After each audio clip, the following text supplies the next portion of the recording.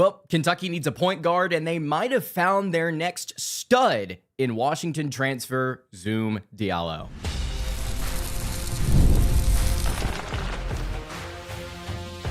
You are Locked On Kentucky, your daily podcast on the Kentucky Wildcats, part of the Locked On Podcast Network, your team every day. All right, what's going on, Big Blue Nation? Welcome on into Locked On Kentucky, your daily Kentucky Wildcats podcast. I'm your host, Lance Dawe, and on today's episode of the show, we're going to be talking about Zoom Diallo. Apparently had a Zoom call, that's right, with Mark Pope and company earlier today.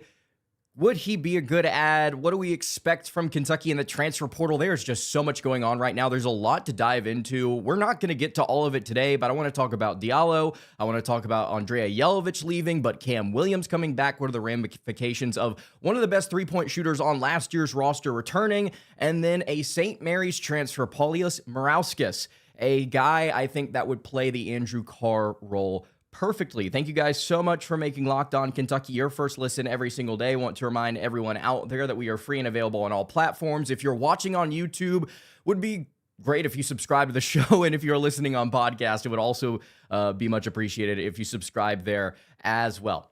Okay, so according to reports from our friend of the show, Jacob Polacek, Kentucky is strongly in the mix for Washington point guard Zoom Diallo, a player that I would much rather take over maybe a couple of other guards that the Wildcats are conversing with right now, most notably Dedan Thomas Jr., apparently another guard that Kentucky had a Zoom call with here on Tuesday. But again, according to Polacek, Kentucky strongly in the mix for this Washington transfer. Number 10 point guard, number 25 overall player in the On3 transfer portal industry ranking. The thing that I like about Diallo is when I look at his stats, when I look at the way that he plays the game, when I just watch him as a prospect here for the Cats, I think of one player that literally just won a national championship, and that's Elliot Cadeau. Transferred from North Carolina to Michigan and won a national title. A floor stabilizer, a player that I think could bring extreme, serious scoring value at the point guard spot while also being a legitimate facilitator. Cadeau was not asked to be the lead guy for the Wolverines this past year. He wasn't asked to be their go-to scorer. He wasn't asked to be the bright light on offense. He wasn't even asked to be that efficient, even though he ended up shooting the three ball pretty dang well, considering what his stats were at UNC. He was asked to be a floor stabilizer and a winning player. And that's what I see here in Zoom Diallo. 15.7 points per game, shooting 48.9% from the floor, and 31.5% from three. He also averaged 4.5 assists per game and 4 rebounds per contest. Here's why, and this might be a very dumb reason, that I think he could play a Cadeau-type role. Well, actually, I've got several reasons, but the most important one is his three-point shooting percentage. 31.5% on 2.2 shots from beyond the arc per game. Cadeau was shooting about 31% before this past season here at Michigan. And I believe he ended up shooting a little over 37% from deep. Yes, 37.6% is what Elliot Cadeau ended up shooting this year at Michigan. When I watch Diallo shoot, when I watch him shoot in the mid-range, when I watch him shoot from the charity stripe, and when I watch him shoot from three, I don't see anything wrong with his base. I don't see anything consistently wrong with his form. That is a three-point shot that will get up past 33, 34, potentially 35%, especially in a system like Mark Pope's that's going to allow him a little bit more, how do I say it? He will have more spot-up opportunities, I would say, than maybe at a place like Washington. He's not going to constantly have to create off the dribble, which it seems like he had to do quite a bit at UW. I see Elliot Cadeau, high floor, solid point guard, written all over Zoom Diallo. 97th percentile in Bayesian performance rating, 98th percentile in offensive BPR, 91st in defensive BPR. He's a B in both offensive and defensive impact. He's in the 95th percentile of playmakers across the country, according to Evan Mia. He gets that three-point shot up. You are getting you're getting scoring volume, you're getting assists, you're getting playmaking, and you're getting some more efficiency from deep, somebody that can legitimately be a scoring threat while also being a solid playmaker. And the kicker on this, the thing that I love to boot, is the fact that Diallo is 6'4". You don't have a small scoring guard that is unproven at the high major level. This is a guy that has played in the Big Ten for a couple of seasons, got much better this past year as a sophomore, and somebody that I think could bring a ton of value to Kentucky. Seriously in the mix, according to Jacob Polacek. We will watch this space with close intent, or we will watch this space closely, intentionally tracking what's going on with Zoom Diallo, because I think this is one that Kentucky really needs to keep their eye on and maybe try and get a commitment quick from. I don't normally jump the gun and say, let's go ahead and pick up this kid before we see what else is in the transfer portal. I would take Zoom Diallo today if it were me, but of course I'm not putting the roster together. Kentucky is. A couple of other things to note here, by the way. If you're watching this live, thank you so much for tuning in. A couple of things to note about this. Kentucky in the transfer portal right now. Terrence Brown, a player from Utah in the transfer portal. Apparently Kentucky had a FaceTime call with him, and it got leaked actually from his private Snapchat story that he had a FaceTime call with Mark Pope earlier today. Pretty funny. Whoever's on that private story that leaked that, you will never be getting back on that story again. Congratulations. Betraying the trust of Terrence Brown on one of the worst apps known to man. That's right. I'll stand by that.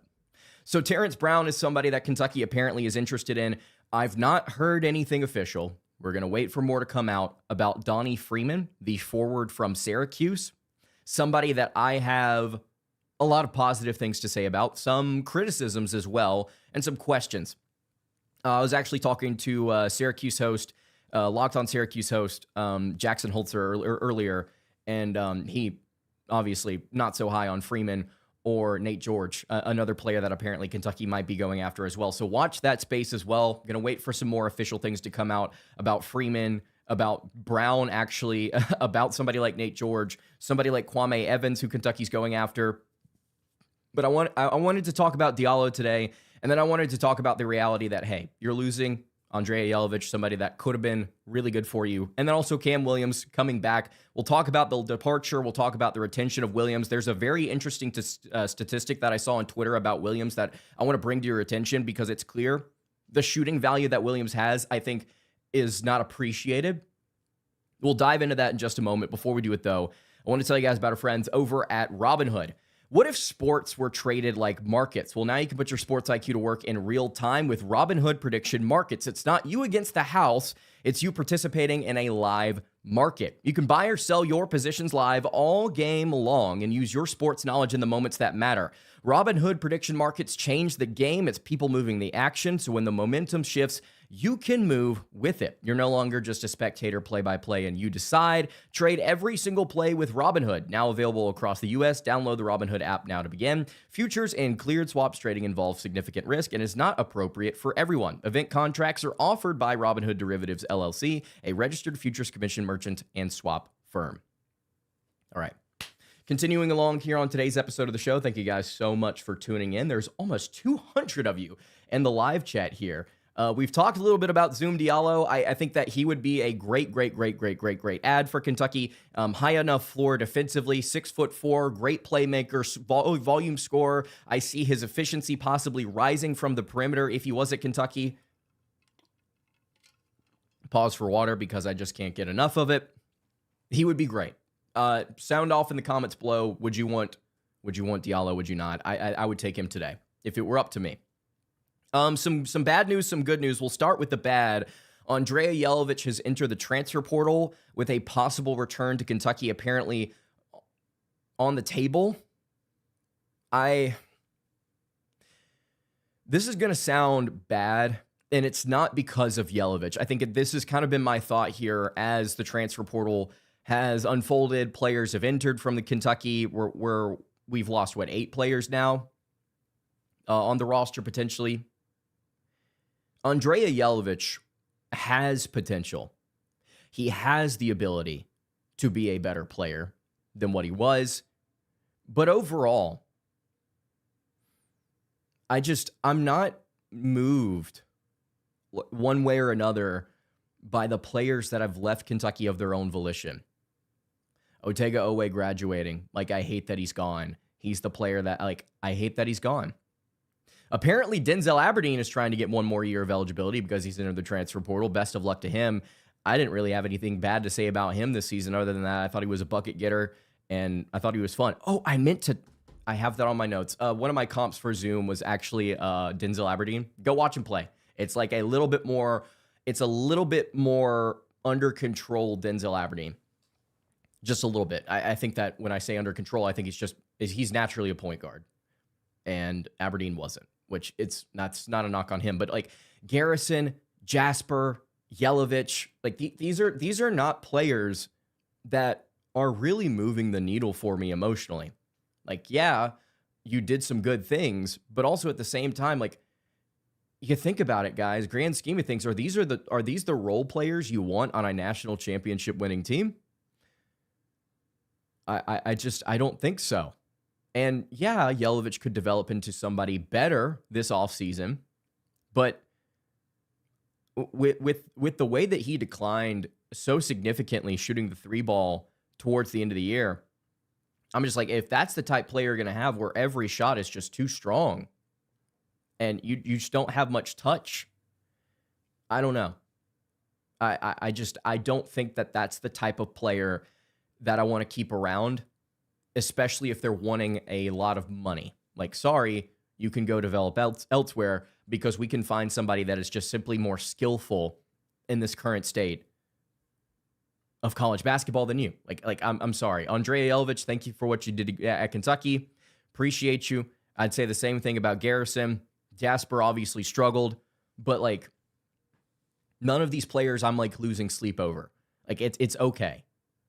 It's perfectly okay. And as some people in the live chat are already pointing out, there's a guy that we're going to talk about here in a little bit that I'm yeah, that'll be better than Jelavic. That'll be better than what Kentucky's had at the 4. They need a stretch guy, and Murauskas would be great. We'll talk about him in a little bit, but I wanted to touch on Jelavic. I'm just not, if he comes back, cool. We'll see if we can develop him. But at the same time, I'm just I'm not that upset. I'm just not. I'm sorry. I'm just not that upset about it. Kam Williams, though, coming back, I think is big. I think it's big. I'm so excited that it was announced earlier today that Kam Williams will be returning to the team. Because Kentucky, frankly, they need shooters. I mean, if you look at all the players that they're going after in the transfer portal right now, yeah, I'm excited about a lot of them in certain ways, but none of them provide elite 3-point shooting. And yeah, if you get Colin Chandler back, then I think that'll be big for you there. But Kentucky, I think they need a Kobe Brea type. And if they don't play defense, that's okay. They need a Kobe Brea type. They need somebody that can shoot off the dribble, that can shoot off the catch, that can shoot the cover off the ball, period. And they're getting a guy coming back in Kam Williams that didn't start the year great. First 10 games of the season, he was terrible. Just could not shoot the ball at all. And then from the Indiana game on, again, from the Indiana game on here, guys, here were his stats. 7.4 points per game. 1 rebound per game. He shot 46.8% from 3 on 3.4 outside shots per game. Let me reiterate here. 46.8% from 3 from the Indiana game on. Basically, outside of the Bellarmine game, giving you a 1 of 2 type performance every game. He's going to hit 1. If you can give me 40%, if you can give me 37% plus if you're Kam Williams at 6'8" on the wing, and you can be a little bit more mobile, maybe work on your speed and your mobility this offseason. That is great for Kentucky. Really solid roster retention here. There's a lot of players from this team that I was just not moved by. I just didn't. Some of them are already gone. I hate to say it, I don't care that much. Like if Jelavic comes back, cool. But somebody like Kam, I mean, he caught fire, guys. Like he caught fire. And stationary, sure. But I mean, he provides a lot of value for this team, I think. He provides a lot of value. Get Stephon Vox, that's your shooter. I think we've talked about Vox already on the show. I'm iffy on him. I think he would be a lot of fun at Kentucky. I think he'd be a lot of fun, but I don't know what Kentucky would do with that. There'd have to be things that they do around him to make the team better, defensively especially.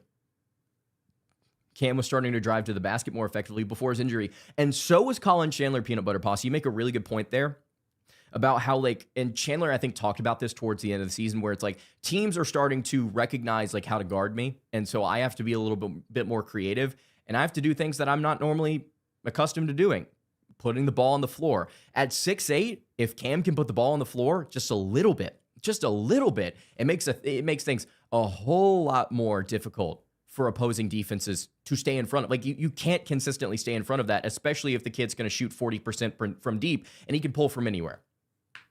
So I think Kam being back is great. AJ being gone, I'm neutral on. It doesn't bother me. And I want to talk about one more player here with you guys. Paulius Murauskas, I believe is how you pronounce his name. A guy that I'm pretty excited about that Kentucky apparently is going to have a Zoom call with on Thursday. Another guy that I think winning basketball, I think he would be a winning player. We'll talk about him in just a second. Before we do it, though, I want to tell you guys about our friends over at FanDuel.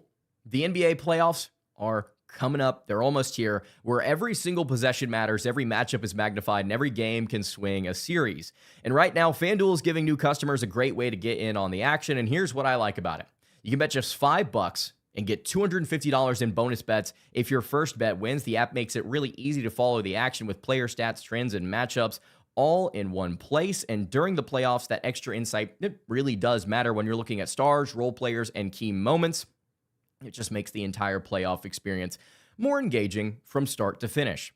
Head to FanDuel.com to get started today. That is FanDuel. Play your game. All right, wrapping up today's episode of the show. Thank you guys so much for tuning in live. Over 300 of you in the live chat to talk about Zoom Diallo, talk about Kam Williams coming back, AJ leaving. In case you didn't hear me earlier and you're in the live chat now, we know that Terrence Brown exists. We'll talk about him tomorrow. We know Donnie Freeman exists. We'll talk about him tomorrow. Maybe some more official stuff will come out about him there. A lot of you in the chat saying you want Magoon Gwath, someone who effectively felt like a done deal to Kentucky last season. I guess Kentucky's going to get back in on that now. A lot of you in the live chat talking about Magoon. Okay. I really like posting that one video. I'm not gonna repeat what it says here on the show on Twitter. Every time Magoon Gwath's name gets brought up. Yeah, Magoon would be great because he adds defensive value and he could shoot it. Now the question is whether or not he is physically capable of staying consistently strong on the defensive end in SEC play. I don't know. I guess that would be my question. The Mountain West is not a joke of a conference. I respect the Mountain West a lot. I really do like that league. Blackwell, you go all out for him. I agree. We talked about that yesterday. As somebody just said, Blackwell's not coming to Kentucky. He's probably not. Which I'm upset about. I'm mad about. But I want to talk about a player Kentucky apparently is going to have a Zoom call with on Thursday, a forward out of St. Mary's that provides legitimate two-way value and is just overall a really good freaking player, and that is Paulius Murauskas, the most utilized player on the Gales a season ago, according to KenPom, used on 26.3% of possessions, got over a quarter of the St. Mary's shots while he was on the floor. He averaged, hold your breath here, folks, he averaged 18.4 points, 7.6 rebounds, 2.1 assists per game, while shooting 48.2% from the floor and 33.3% from beyond the arc. He's a 33.5% career three-point shooter, started his career at Arizona. And also, oh, by the way, just a fun little fact here. He's got a 98.7 defensive rating. He's an A overall in Bayesian performance rating, 97th percentile, 97th and 94th percentile in offense and defense. Guys, I know I talked about Zoom Diallo being a take. Murauskas, I would like to see him commit to Kentucky before we even get to that Zoom call on Thursday. The Thursday's too long from now, guys. That is 2 whole days for another team to come in and be like, hey, we'll give you a lot of money. This is another kid that would be a winning basketball player. Solid offensive impact, even better defensive impact at, 6 foot? Yeah, 6'8", 235. I believe, yeah, he's listed at 6'9" some places, but he's 6'8", 235. He doesn't really turn the ball over. He's a really good defensive rebounder. He gets to the line quite a bit. He does everything you would want your stretch four to do. It's even better in some ways than Andrew Carr, because I think that Murauskas is a little bit better of a ball handler. Like, he can face up a lot better from beyond the perimeter. I'm trying not to overreact, just based on what I've seen, based on what the stats tell me, based on what I know about St. Mary's, the little information we have. Zoom and Murauskas would be really good players. Now, again, you got to surround them with more talent. Somebody like a Tyron Stokes, I think, would be great. But, like, you could put Murauskas at the 3. I thought Stokes at the 3 and Murauskas at the 4 at that point. And then Marino at the 5. Like, Kentucky's got a chance to put together a really good team, man. And I'm going to be so mad if we look up 2.5, 3 weeks from now and Kentucky's just, quote unquote, whiffed on a lot of these high profile prospects and they've gone elsewhere and they shine. I will be so mad if Kentucky overthinks this, because it's clear they did it last season. It's clear they did it last offseason. Don't overthink it. Get the players that work and go out and get them now. Thoughts on JQ coming back? I'm not sure. I don't think it's going to happen. Shoot. While we're here live, it could be announced that Jaden Quaintance declares for the NBA draft. I don't know. We'll have to see on that, but Diallo would be great, man. He would just be really good. Pair him with Mason Williams and one other point guard. And gosh, that's a good rotation, y'all. That's a really good rotation. You get Colin Chandler back. I mean, you got Kam Williams at the 3 coming off the bench behind maybe somebody like Stokes or somebody that's a more complete offensive threat. I don't know. You could go get Vanterpool from FAU. Kentucky's got a lot of options right now. They got a lot of options. They're looking at a ton of players. We can't even get to all of them today. We'll get to more tomorrow for sure. But thank you guys so much for tuning in.